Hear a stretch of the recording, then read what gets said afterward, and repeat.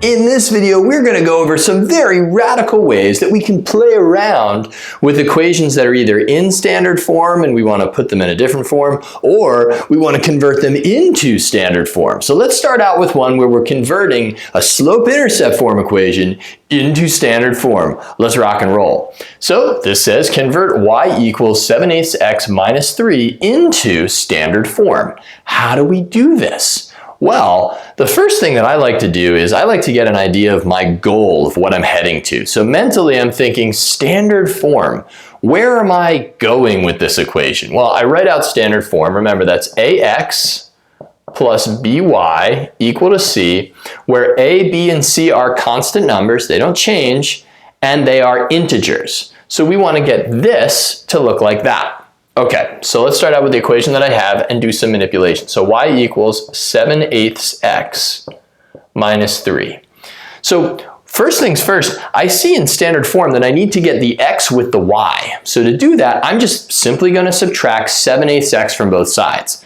I'm going to point out that the order that I'm doing things in here, you could do in a couple of different ways. So I prefer getting the x over to the other side first. The next step after that could have been done first. It's totally up to you.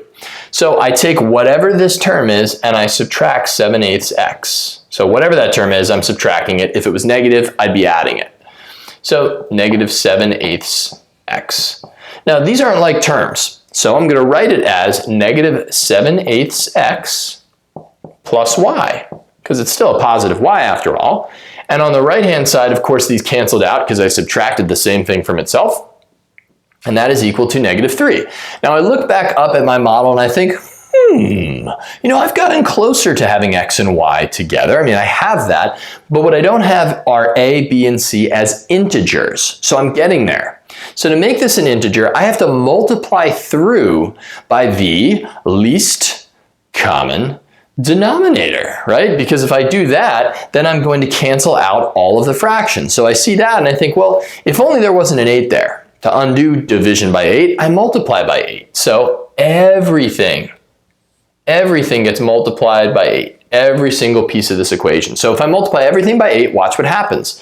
The distributive property happens, but of course, and whoop, 8's being multiplied by everything. If I multiply 8 by 7/8, the 8's divide out. So that leaves me with negative 7x. And if you're having trouble seeing that, here's the mental math I'm doing.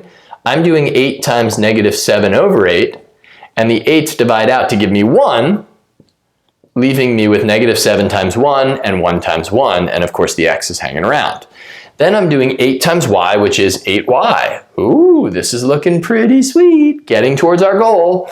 And then that is equal to 8 times negative 3, which is negative 24. And that's it, peeps. That is standard form because we have ax plus by equals c, and all three of these numbers, a, b, and c, are integers.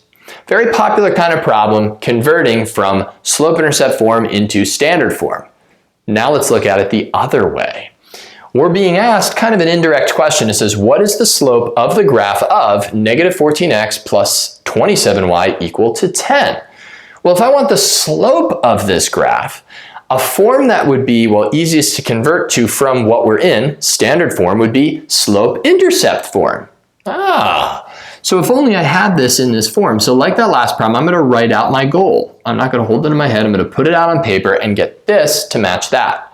Let's get there. So to get there, it looks like need to solve for y. I mean, that's what slope-intercept form is, right? So let's do it. So looking at this, I've got negative 14x plus 27y equal to 10.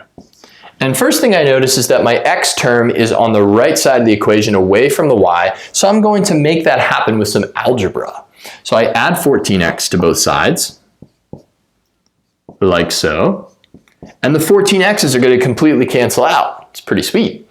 So you're left with 27y is equal to, well, the 14's again cancel out. Now these are not like terms, so they don't combine. I'm going to put the 14x out front to make it match with this format. So it's 14x plus 10. That doesn't become 24x. They're not like terms. Now from here, ooh, I'm getting there. I'm not quite there though. I need y completely on its own. So at this point, my mind is saying, you know what? Ignore all of this. We don't care about what's on the right side. My only mission is to get y alone. So it's like 27y equals a number. So this is what's going on in my head. So I would need to divide both sides by 27, and that would get me y alone. So that's what I'm going to do here. So I'll divide everything by 27. Both sides by 27.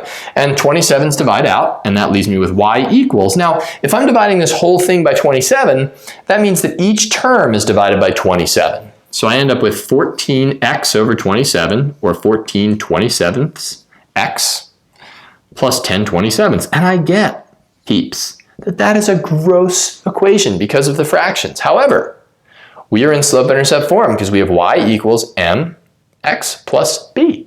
So what is the slope? Our slope, where m is equal to 14 27ths. Ugh, we'd rise 14 and run 27. That would be nasty. And then 10 27ths is, well, our y-intercept. That's it, peeps. Basically, we indirectly converted from standard form into slope-intercept form to answer a very specific question. Awesome stuff. 2 classic problems for some classy mathematicians out there. Go rock some more.